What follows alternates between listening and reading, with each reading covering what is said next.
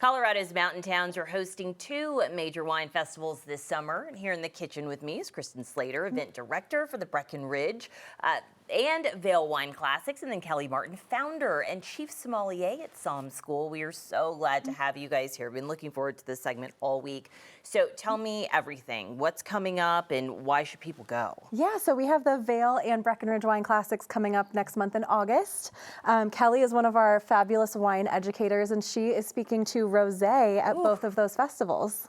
Okay, let's start there, Kelly, because rosé is my favorite of them all, my favorite variety. I love that. Tell us a little bit about what you brought today. Yes.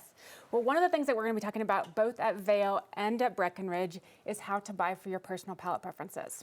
Somm School is all about empowering you to confidently raise your glass, and we see that very applicable with rosé, because a lot of times people will walk into a wine shop.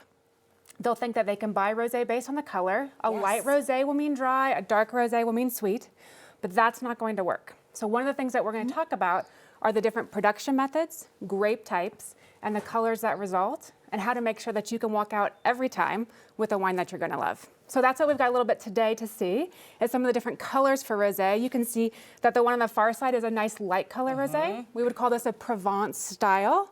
Also known as onion peel, very fashionable in the industry, our onion peel color. And again, people often think that color is dry, or that style will be dry. Yeah, I do. Right, it would make sense. And it really comes historically from the era in the 70s of White Zinfandel, Matuus Rosé. But what we're going to teach you at Vail and at Breckenridge is what that actually means. And same with the dark colored one that we see in the middle. With more color, more robustness, people would think maybe it's sweeter, maybe they want to avoid that if they're not looking for sweet. But in fact, there is one good way to find the color and style that you're looking for that's not going to be visual. You're going to look for something else, and we'll dive all into that at the Wine Classics this year. I love that, because when you really love wine, like, you want that education, you want to be knowledgeable so you can share tidbits with your friends, and so you're going to get all of that. And I went to really paint the day, because like I was saying, I went to Vail a couple of years ago, and I still think about it. I haven't been able to get up there since, but I think about that day all the time. It was so much fun. It's a lot of fun. So for both festivals, we have more than a dozen different events going on over the weekend. The pictures that are up right now are of our grand tasting. So that is our biggest event of the weekend. It's a walk around tasting. We'll have over 50 different wineries represented. We'll have local restaurants pouring, a live band.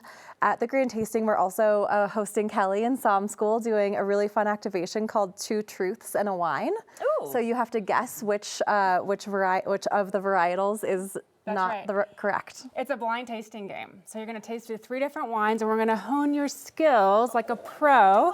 Come and visit us. Come and do it with me. We'll walk you through teaching you how to blind taste and really removing some of the bias to help you find favorite wines that you may not have known you liked in the past. So, and that's one of my favorite parts about the grand tasting in general, is that you really can be self-guided and say, I only want to try cabs today, but you can also let the wine reps who are so educated kind of guide you through the experience based on, I like something that's more heavy or light or fruity.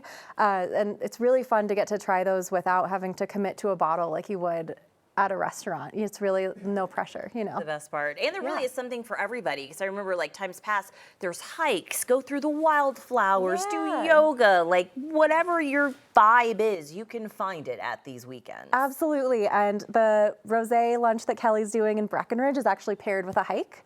So everyone will go on a hike first and then come back to a paired lunch after, which is really fun. Work for your wine, work for it. I love that. Kristen and Kelly, thank you so much. Before we go, I know we just got to wrap, but let people know where they can buy tickets, because they're still available for both weekends, right? Absolutely. VailWineClassic.com and BreckenridgeWineClassic.com.